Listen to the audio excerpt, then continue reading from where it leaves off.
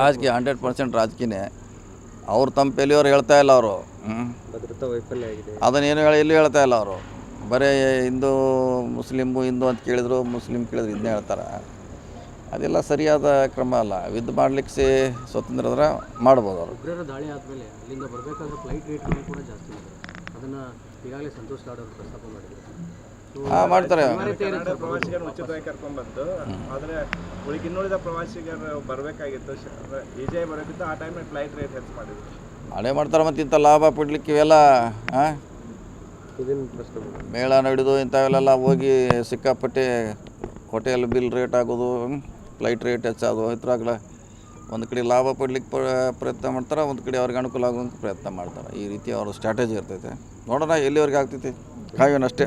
ಬಿಹಾರದಲ್ಲೆಲ್ಲ ಅದೇ ಮಾತಾಡ್ತಿದ್ದಾರೆ ಮೋದಿ ಅವರು. ಬಿಹಾರ ಚುನಾವಣೆ ರ್ಯಾಲಿ, ಎಲೆಕ್ಷನ್ದಾಗೆಲ್ಲ ರ್ಯಾಲಿ ಅದೆಲ್ಲ ಬರೀ ಎದ್ದೇ ಮಾತಾಡ್ತಿದ್ದಾರೆ. ಇದು ಮಾತಾಡೋದು ಮತ್ತು ಅದೇನು ಬೇರೆ ಅವ್ರಿಗೆ ಗೆಲ್ಲಲಿಕ್ಕೆ ಏನು ಡೆವಲಪ್ಮೆಂಟ್ ಹೇಳಲಿಕ್ಕೆ ಏನೂ ಇಲ್ಲ ಅವ್ರ ಕಡೆ. ಹೇಳಿದ್ರೆ ಇದನ್ನೇ ಹೇಳಬೇಕು, ಪಾಕಿಸ್ತಾನ ಮುಸ್ಲಿಮು ಇದನ್ನ ಹೇಳೇ ಗೆಲ್ಲಬೇಕು ಅಷ್ಟೇ. ಮೆರಿಟ್ ಮ್ಯಾಗ ಅವ್ರ ಕಡೆ ಏನೂ ಅಂಶಗಳಿಲ್ಲ.